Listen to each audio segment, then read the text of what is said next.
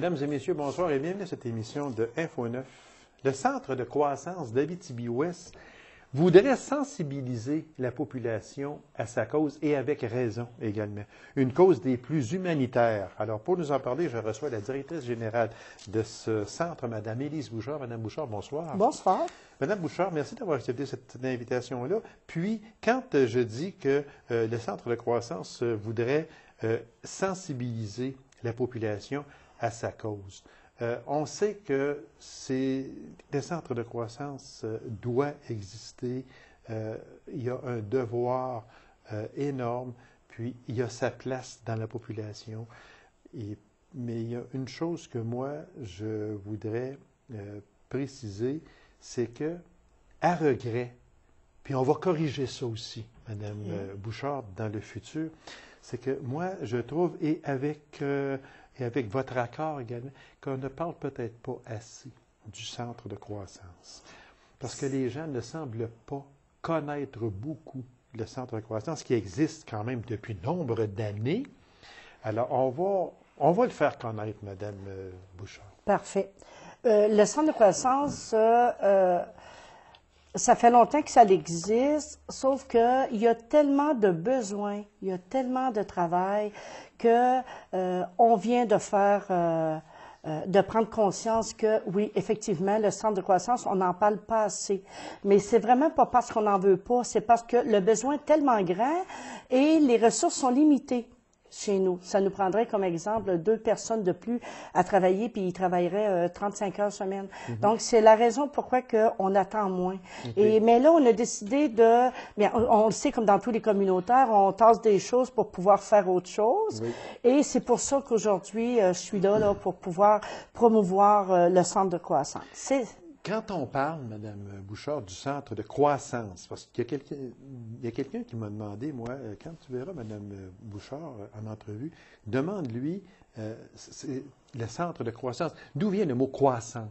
Donc, le mot croissance vient de la croissance, ça peut être une croissance personnelle. Donc, on touche aussi le volet humanitaire, humain. Donc, on fait de l'éducation populaire. Et le centre, ben, c'est un endroit pour se rejoindre tous. OK.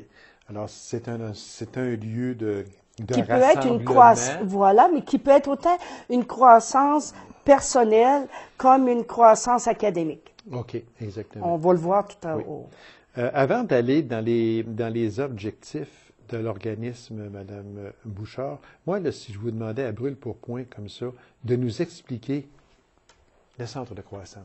Okay. Bon, qui va là? Il existe pourquoi? Son but, oui, les objectifs, on peut les englober dans cette question-là. Mais donnez-nous là, un focus sur le centre de croissance. Parfait. Le centre de croissance, c'est un organisme à but non lucratif qui a la mission principale, l'alphabétisation. C'est juste un organisme communautaire qui vient en aide principalement aux personnes ayant de la difficulté à lire et à écrire. À lire, à écrire et le calcul. On sait très bien que dans la vie d'aujourd'hui, il faut faire notre budget et il faut savoir calculer minimalement. Donc, le centre de croissance est là pour les gens adultes de 16 ans on a des gens de 16 ans à 60 ans qui viennent au centre. Et c'est un besoin sur notre territoire parce qu'on va au-delà d'apprendre à lire et à écrire. Parce que aussi, on favorise l'évolution maximale des personnes qui sont les plus démunies. On sait bien que les gens qui savent ni lire ni écrire, quelque part, c'est des gens démunis. C'est pas nécessairement toujours des gens pauvres, c'est des gens démunis. Moi, je connais des entrepreneurs qui ne savent que très, très peu lire et écrire et tu les tromperas pas dans les chiffres. Donc, il y a des gens qui... Puis vous savez, ces gens-là, c'est des gens qui développent des tactiques très différentes, des manières. Donc, c'est des gens très intelligents. C'est par contre, je ne sais pas lire et écrire, qu'on n'est pas intelligent. Mais le centre de croissance, c'est l'endroit pour venir chercher ce qui nous manque. Ce qu'on n'a pas eu, vous savez, c'est des gens qui ont vécu des choses différentes. Et quand les gens viennent s'inscrire, on demande toujours, qu'est-ce qui est arrivé? Qu'est-ce qui fait que tu as décroché de l'école? Il t'est arrivé quoi dans ta vie? Et là, je peux vous dire, j'en ai entendu beaucoup de choses différentes. Bon, ben moi, mon père, je chicanais avec ma mère, bon, et des choses aussi plus drastiques. Donc, on repart de là. Si le blocage, lorsque tu allais à l'école, est arrivé là, il faut recommencer à retravailler à partir de là. Pour avoir le goût d'aller plus loin, puis de comprendre que c'est pas de leur faute. Vous jouez un peu le rôle de psychologue à ce moment-là. On travaille beaucoup avec les intervenantes. Il y a beaucoup de gens. On n'est pas toutes seules. Le réseau nous aide beaucoup. Là. Oui. Hein, on a un bon service du réseau. Ça, il faut le dire. Là. Oui. Ça, par exemple, il faut le dire, parce que très souvent, les gens peuvent dire, ouais, mais le centre de croissance, c'est qui travaille là? Quel diplôme, entre parenthèses, ces personnes-là ont, quelles compétences ces personnes-là ont, mais aussi le fait de travailler avec le réseau, c'est primordial. C'est primordial, on a besoin parce que, vous savez, on n'est pas les professionnels et lorsque ça dépasse nos compétences, on doit vraiment aller de l'avant pareil et aller aux bonnes ressources, aller chercher la bonne ressource pour la personne. Et au niveau du réseau de la santé, on a beaucoup d'aide qui vient de là. Et c'est un aide qui est vraiment important. Important, aussi. essentiel pour nous pour pouvoir faire continuer nos gens à avancer. On informe aussi les personnes sur les droits qui a trait à l'alphabétisation. Vous savez, tu as des droits, c'est très important. On permet aussi la facilité d'intégrer de l'intégration sociale. Ça, c'est très important, l'intégration sociale pour monsieur et madame tout le monde. Ces gens-là, c'est pas plus qu'ils sont peu alphabétisés. On leur fait prendre conscience que leur importance est là, qu'ils ont des capacités, qu'ils ont puis les capacités peuvent être autant professionnelles que personnelles et surtout académiques parce que c'est notre base principale, donc le volet académique, mais on va au-delà de ça. On va au-delà de ça parce que il est très important d'aider les gens. Vous savez, au niveau personnel, c'est des gens qui ont vécu plein de choses. Tu vis plein de choses pour arrêter l'école comme ça à très bas âge, OK? Et puis, en plus de ne pas y retourner. C'est beaucoup. Ça, là, vous touchez un point tellement important. Moi, j'avais ici sur mes notes, là, les décrocheurs. Les décrocheurs, on ne décroche pas si on n'a pas si on n'a pas eu quelque chose, on ne décroche pas pour rien. Tu décroches, d'après moi, je ne suis pas professionnelle là-dedans, mais d'après moi, lorsque tu décroches, c'est parce que tu vis un traumatisme à quelque part. Parce que quand tu dis que ça te fait décrocher de l'école, il y a vraiment quelque chose de concret qui s'est passé dans ta vie. Oui, donc, on a des jeunes de 18 ans cette année jusqu'à 60 ans. On a des gens qui ont besoin de notre appui. Donc, le centre de croissance, c'est là qu'on voit son importance d'être là. Oui, exactement. Et aussi, on élabore et on mène à terme des activités individuelles et collectives. Comment vivre en collectivité? Donc, ils ont des droits, ils ont des besoins, et bien sûr, en visant toujours la croissance personnelle de chacun. Là. Parce que très souvent, quand on parle de décrocheurs, puis on découvre tous ceux un peu qui fréquentent ce centre de croissance, il est arrivé quelque chose dans leur vie, et la majorité, ils s'isolent. Ces personnes-là s'isolent. Donc, il faut les sortir de leur isolement, les emmener fraterniser avec d'autres personnes. Entre le fait de les sortir de leur isolement puis de les emmener travailler en équipe, c'est pas facile. C'est pas facile à faire, mais on a de belles réussites. On a la chance d'avoir de belles réussites. Vous savez que il y a des personnes, exemple, si on prend nos entreprises forestières qui ont travaillé 30 ans, 35 ans, et que vous savez qu'après, ils sont démunis, ils ont entré au travail, il n'y avait pas d'instruction, il n'y en avait pas besoin. Et se réintégrer, on parle d'une autre chose. On rentrait au travail à 15 ans dans ce temps-là. Et voilà, 13 puis ans, 15 ans. quand tu sors, tu es devant plus rien, tu as toujours bien vécu, tu sais pas ce qui t'arrive, c'est problématique pour eux. C'est très problématique. Fait que ces décrocheurs-là, bien, en général, quel est l'âge moyen des personnes qui fréquentent le centre de croissance? Présentement, on a 16 ans à 60 ans.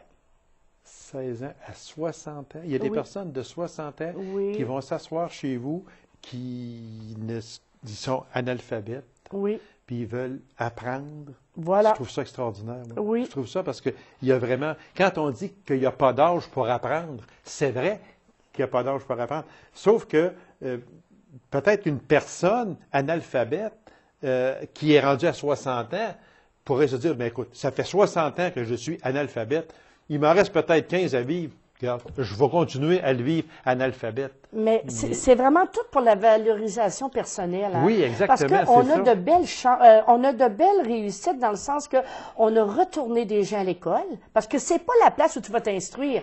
Nous, on te donne la base. Le savoir-être, le savoir-faire dans la vie. C'est ça. OK? Oui. On va partir avec des apprenants, on va aller s'asseoir au restaurant une demi-heure pour leur montrer c'est quoi en public. Vous savez, Gabi, qu'il y a des gens qui ne retourneront pas au travail. Il y a des gens, sauf que s'ils deviennent des citoyens critiques, qui sont capables de dire qu'est-ce qu'ils veulent pas, qui sont capables de se prononcer lorsqu'on a fait des activités au niveau du vote. On a travaillé fort en alphabétisation avec notre regroupement national pour réussir à avoir des photos sur les votes. C'était justement pour que les gens peu alphabétisés peuvent voter et savoir pour qui voter et non de poser un geste. Donc, après en avoir entendu parler, maintenant... C'est de la revalorisation envers une personne à ce moment-là. Parce que la personne, là, va se sentir importante. Et c'est le cas de le dire. Si, pour le simple commun des mortels, apprendre pourquoi, et non pas pour qui, mais pourquoi voter... peut-être que pour moi, ben, regarde, oui, je sais qu'il faut que j'aille voter, c'est un devoir, etc. Mais pour ce genre de personnes-là, c'est important qu'ils comprennent, ah oui, je vais voter parce que... Oui. C'est des batailles. C'est des batailles humaines. C'est de grosses batailles humaines. Puis, il faut en arriver à ce que ces gens-là puissent avancer dans la vie. Donc, on a retourné des gens professionnels ici à la Sarre, chez nous. Et ces gens-là sont devenus pâtissières, cooks, des chefs cooks. C'est extraordinaire de voir tout ce qu'on peut faire. Oui, exactement. À peine une minute, Madame Bouchard, déjà. Vos principales activités qui s'en viennent? Bien, les principales activités qui s'en viennent, c'est bien sûr, on a les auditions de Sachante en Abitibi-Ouest, parce que les gens en ont entendu parler beaucoup, le 25 et le 26. Et bien sûr, lors de la soirée bénéfice, souper bénéfice qui va avoir lieu le 31 mai cette année. Nous avons 350 places, mais par contre, ça va très vite. Donc, j'invite les gens qui sont... Parce qu'on a des gens qui reviennent toujours. Et c'est une soirée de spectacle vraiment extraordinaire. Et on va vous démontrer qu'est-ce que les apprenants du Centre de croissance font aussi lors de cette soirée-là. C'est très important. Alors, on en sait beaucoup plus, puis on va en savoir plus aussi encore parce qu'on va vous inviter encore, Madame Bouchard, pour bien faire connaître le Centre de croissance d'Abitibi-Ouest. Et puis, n'oubliez pas, ceux peut-être qui ont des renseignements à demander, c'est le 819-333-3881. Oui, c'est bien ça. Merci. Oui, je le sais par cœur. 881 pour toute demande. Pour toute demande. Alors, merci beaucoup, Madame Bouchard, puis vous serez toujours la bienvenue à cette émission-là, puis bravo au Centre de croissance et bravo à tous ceux qui y travaillent également. Oui, merci beaucoup. C'est moi qui vous remercie. Alors, courte pause, on vous revient immédiatement après. Restez avec nous.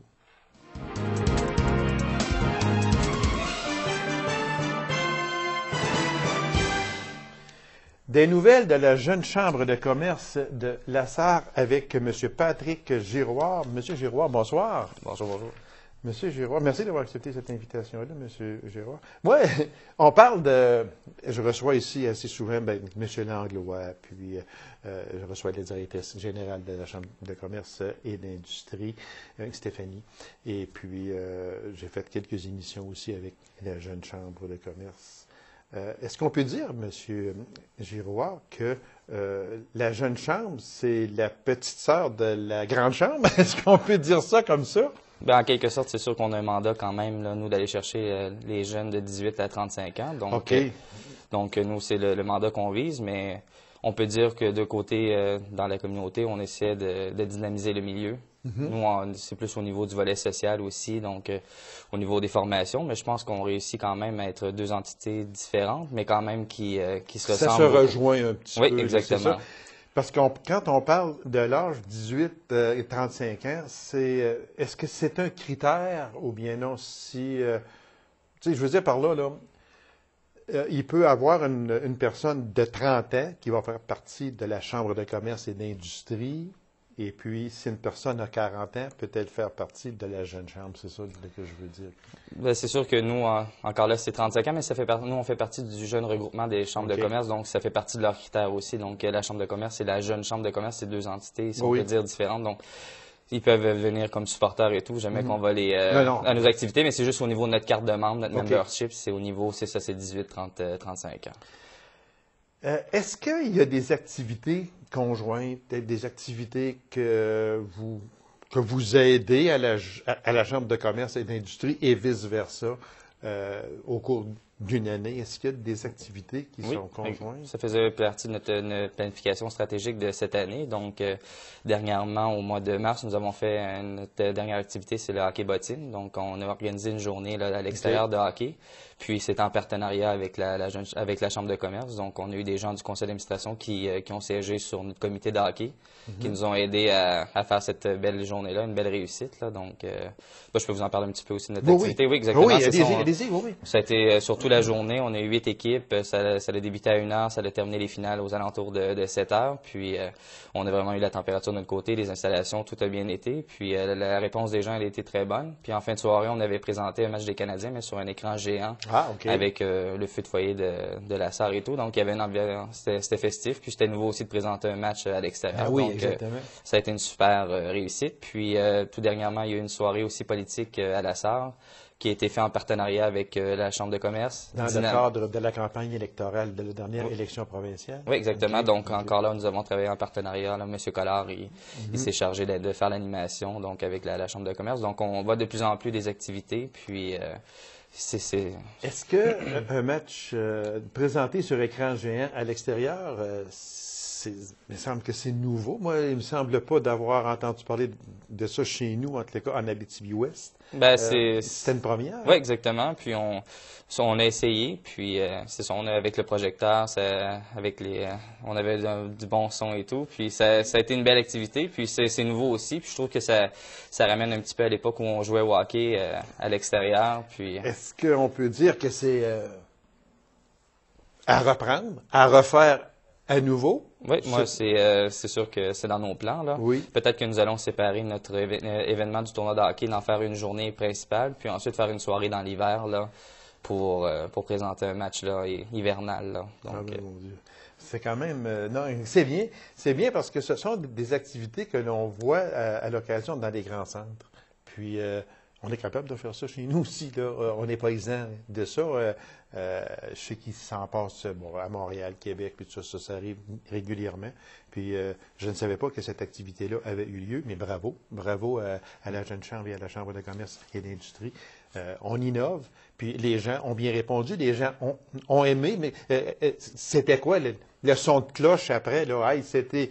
Comme disent les jeunes, ça a été cool. Est-ce qu'on recommence? C'était quoi? Ben, c'est sûr qu'avec la température, quand même, on a eu une soirée assez frisquette. Donc, c'est sûr que le taux de réponse, on s'attendait à plus, mais c'était un petit plus à notre activité de hockey. On avait mis beaucoup d'emphase sur le tournoi de hockey. C'était un petit plus pour les gens, donc on l'a essayé, mais avec les installations, tout ça, c'était plus le point technologique, puis ça a bien fonctionné. Donc, ça va être à refaire, mais on va peut-être plus mousser au niveau de cet événement-là.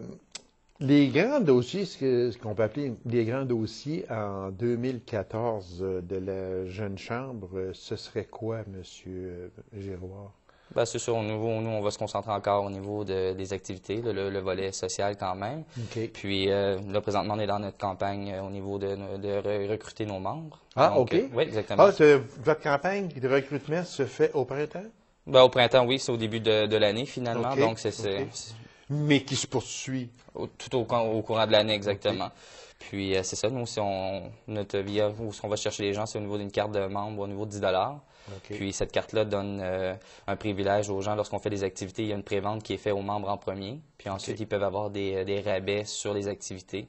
Puis ensuite, ils ont 5 c'est capital assurance aussi okay. Au niveau de leurs assurances. Donc, Fait qu'on parlait de l'âge 18-35 ans. Je sais que moi, quand j'ai fait partie de la jeune chambre déjà ici à Macamic, ça fait plusieurs années, mais quand même, quand on parlait de 18 ans, c'était l'âge minimum pour une question d'assurance aussi.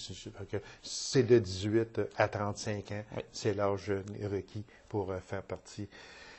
La campagne de recrutement, vous en parlez, ça se poursuit à l'année, oui. Sauf qu'on met l'emphase un petit peu plus au printemps. S'il y a des personnes qui voudraient se joindre à la Jeune Chambre, pourraient faire quoi?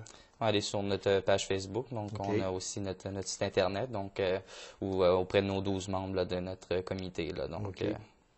Fait que c'est quand même... parce que les gens, des fois, ont tendance à dire « Ouais, mais Jeune Chambre, moi, j'aimerais mieux faire partie de la Chambre de commerce et d'industrie. » Est-ce que, peut-être une question comme ça, c'est le premier pas, c'est le premier palier de la Jeune Chambre avant d'accéder au deuxième palier? Est-ce qu'on peut appeler ça comme ça? Viens nous voir avant, tu as 30 ans, tu as 32, 31, 30, 32 ans, 28, etc. Viens nous voir avant, viens voir comment on fonctionne, puis après ça, bien là, si tu veux aller dans un palier. J'aime pas ça dire un palier plus haut parce que moi, j'aime pas le faire une comparaison. Chambre de commerce, c'est haut. Jeune chambre, c'est plus bas. Moi, non, absolument pas. Là. Mais est-ce que ça peut être la porte d'entrée de la Chambre de commerce et d'industrie? Est-ce qu'on peut appeler ça comme ça? Ben, je dirais oui. C'est sûr que c'est un beau pas pour, justement, au niveau de se faire des contacts, de faire du réseautage, okay. d'entrée, puis... finalement, de connaître des nouveaux gens. Puis c'est peut-être moins intimidant aussi lorsqu'on est par rapport tout à notre tranche d'âge des jeunes. Donc, des fois, c'est le fun d'aller, on va chercher des nouveaux arrivants à la SAR, des tirer okay. par la main pour justement se faire des contacts, ensuite peut-être développer des partenariats d'affaires, des choses comme ça. Donc, c'est sûr que moi, en étant plus jeune, c'est sûr qu'on est plus à l'aise aussi avec notre oui, c'est sûr. Avec les gens de notre tranche d'âge. Okay. Mais c'est sûr que oui, c'est un beau palier pour la continuité. Est-ce qu'il y a des rencontres qui se font Chambre de commerce et d'industrie et Jeune Chambre pour, je sais que vous avez parlé tantôt d'activités, mais est-ce qu'il y arrive au cours d'une année que les deux se rencontrent pour discuter affaires, pour discuter activités, pour discuter de différentes choses qui pourraient arriver avec des activités conjointes? Bien, c'est sûr que notre président Tommy Collard siège aussi sur le conseil d'administration de la Chambre de commerce, donc il est vice-président aussi. Donc, toutes les discussions là, se font avec Mme Bédard et M. Roger Langlois aussi. Donc, oui, il y a un travail qui se fait à partir de... Est-ce que c'est complètement indépendant, M. Giroir, en ce sens que vous avez une secrétaire, ou disons, pour les papiers, etc. Puis, la Chambre de commerce, on sait que c'est Mme Bédard qui est là, puis qu'il y a une adjointe. Ou bien non, si vous faites affaire là, avec la Chambre de commerce, ou bien si vous avez vos affaires, eux autres ont leurs affaires. C'est vraiment notre entité, vraiment c'est différent. Là. Nous, okay. On a notre entité et eux aussi. Donc, puis, étant donné nous, on n'a pas vraiment de secrétaire, ben, c'est tout au niveau de nos membres. On okay. a toutes nos petites tâches, exactement. Oui, okay. Donc, on n'a pas de permanence, mais tout le monde met l'épaule à la roue là, pour en faire une réussite. Vous comptez combien de membres actuellement, membres en règle? Donc, c'est sûr, là, présentement, on est aux alentours d'une quinzaine de nouveaux membres, étant donné qu'on a commencé notre prévente de cette année. Mais l'année passée, on avait 56 membres. 56 membres? Oui, exactement. Oui. Mais c'est sûr que là, on avait notre carte était à 20 $. Là, on l'a abaissé à 10 $ cette année pour aller chercher le plus de membres pour qu'on puisse diffuser notre message, nos infos, publicité et tout, donc à plus de gens. Donc, on veut que ça soit accessible puis que ça se parle là, dans le milieu. Donc, est-ce que... Je vais poser de la question à M. Collard, puis dans ce temps-là, la Jeune Chambre venait juste de commencer ses activités. Là, votre rouage est fait. Est-ce qu'il se pourrait qu'un jour prochain, il y ait quand même une annexion entre les deux chambres, Chambre de commerce et d'industrie et jeune chambre, ou si vous préférez être complètement indépendant de la Chambre de commerce et d'industrie. Travailler ensemble, par exemple, mais avoir votre entité, puis eux autres ont leur entité. Bien, c'est sûr que comme présentement, on est en période justement là, de voir avec les activités connexes et tout, mais on a toujours une ouverture qui peut se faire, mais on n'est pas encore dans nos discussions. Là, c'est pas des sujets qu'on a abordés. Déjà là, on a fait des activités en partenariat qui va super bien. Donc peut-être le fait que chaque entité est différente un petit peu, mais on apporte notre petit plus aussi. Donc pour l'instant, ça va bien, mais pourquoi pas, c'est des discussions qu'on va avoir dans un futur. Oui, exactement. Oui. On sait que la Chambre de commerce et d'industrie, ils ont leur tournoi de golf, qui est quand même une bonne source de revenus. Ils ont le gala Excelor aussi, qui est quand même une très grosse source de revenus. C'est quoi la principale source de revenus pour la Jeune Chambre? Justement, c'est notre prochaine activité qui va se passer au mois de juillet, le 11 juin, un vendredi. C'est notre activité de golf aussi. Ah, OK. Donc, nous, on l'organise, c'est une soirée 5 à 7, si on peut dire. Là, on commence à 5 heures, puis c'est vraiment côté amusant. Donc, on essaie de banaliser un petit peu le golf pour le rendre accessible à monsieur, madame, tout le monde qui ne pratique pas vraiment ce sport-là. Donc, c'est plus nous, on le fait de façon conviviale, puis ça fait déjà... On va s'amuser. Oui, exactement. C'est ça. Le golf est vraiment rendu... C'est pas une priorité, là. C'est vraiment d'avoir du plaisir, puis c'est vraiment une belle activité. Ça fait 2 ans qu'on le fait, puis Et de faire connaître la Jeune Chambre aussi en même temps. Oui, exact. Parce que est-ce que c'est seulement aux membres ce tournoi-là ou si c'est ouvert à la population? C'est ouvert à toute la population. Okay. C'est sûr que nos membres... C'est ce qui est important à ce moment-là. Quand c'est ouvert juste aux membres, vous ne pouvez pas quand même faire une propagande à ce moment-là, tandis que quand c'est ouvert à la population, bien, on jase, puis on vante notre Jeune Chambre, et avec raison aussi, puis viens avec nous, viens en faire partie, puis c'est un peu... c'est ce qu'il faut aussi si vous voulez attirer des jeunes membres. Oui, exactement. Alors, ceux qui nous écoutent et qui seraient intéressés à faire partie de la Jeune Chambre de la SAR Jeune Chambre de commerce, qu'est-ce qu'il y aurait à faire? Ben, prendre contact avec un des 12 membres ou sinon aller sur notre site Internet, sur notre page web Dynamo Inc. Dynamo. Alors, Monsieur Giroir, merci infiniment. Tout le succès possible à la Jeune Chambre de commerce de la SAR. Puis, bonnes activités, bon été. Puis, à l'automne prochain, bien, si vous voulez venir nous en reparler encore, vous serez toujours les bienvenus. Certainement. Merci beaucoup. C'est moi qui vous remercie. Alors, mesdames et messieurs, merci d'avoir été là. On se donne rendez-vous à une prochaine émission d'Info 9. Au revoir.